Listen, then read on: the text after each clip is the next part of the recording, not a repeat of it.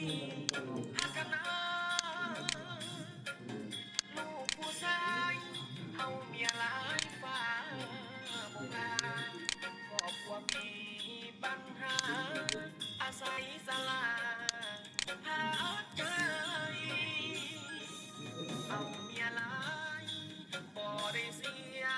ภาษีสังคมยอมว่าดีที่ปกครองกันได้เปียกเมียน้อยเป็นแรงตาซอยเสริมใจส่วนทางเมียใหญ่ให้เป็นแม่สีเงิน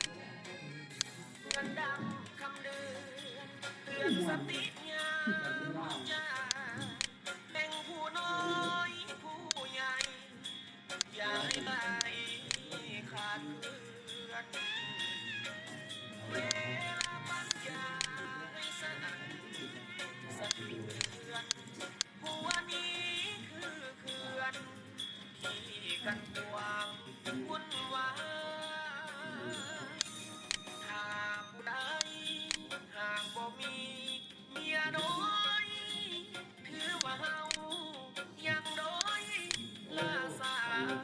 บ่ทันสมัยจงพัฒนา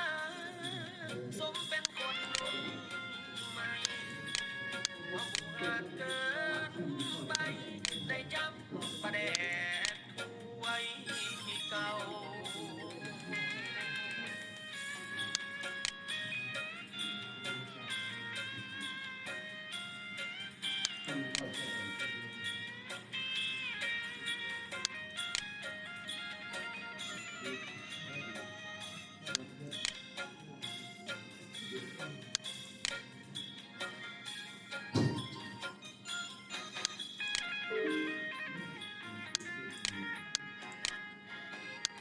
เงินดำคำเดือนเตือนสติยา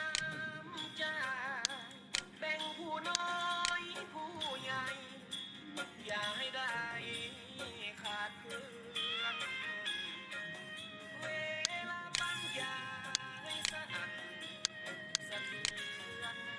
หัวนี้คือเขื่อนที่กันความวุ่นวายถ้าผู้ใดหากบ่มีเมียน้อยถือว่าเฮายังด้อยล่าสาบ่ทันสมัยจงพัฒนาสมเป็นคนรุ่นใหม่ว่าผู้ห่างเกินไปได้จำประแดกไว้เก่า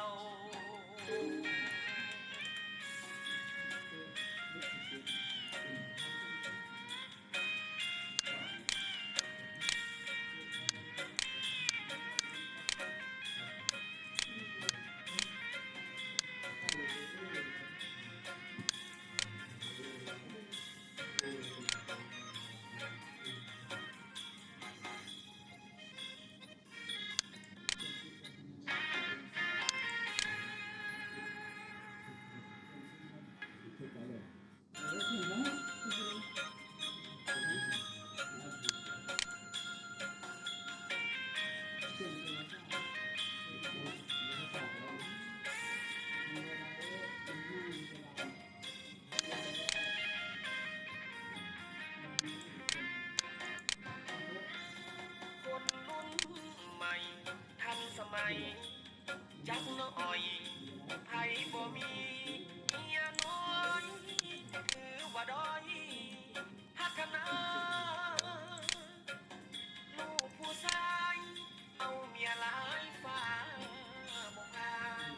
ครอบครัวมีปัญหาอาศัยสลาพาใจ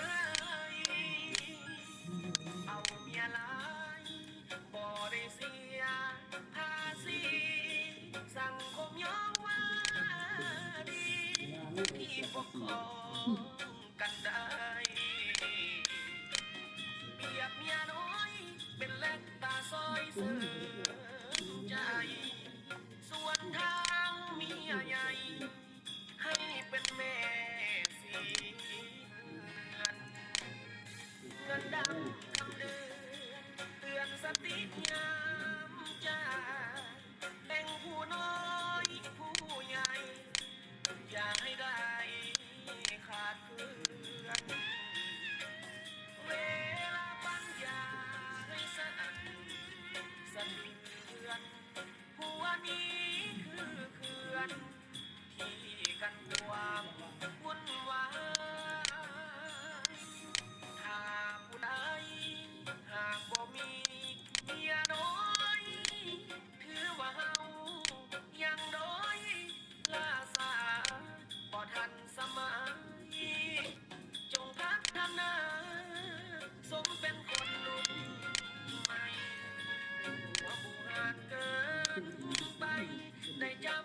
ประแด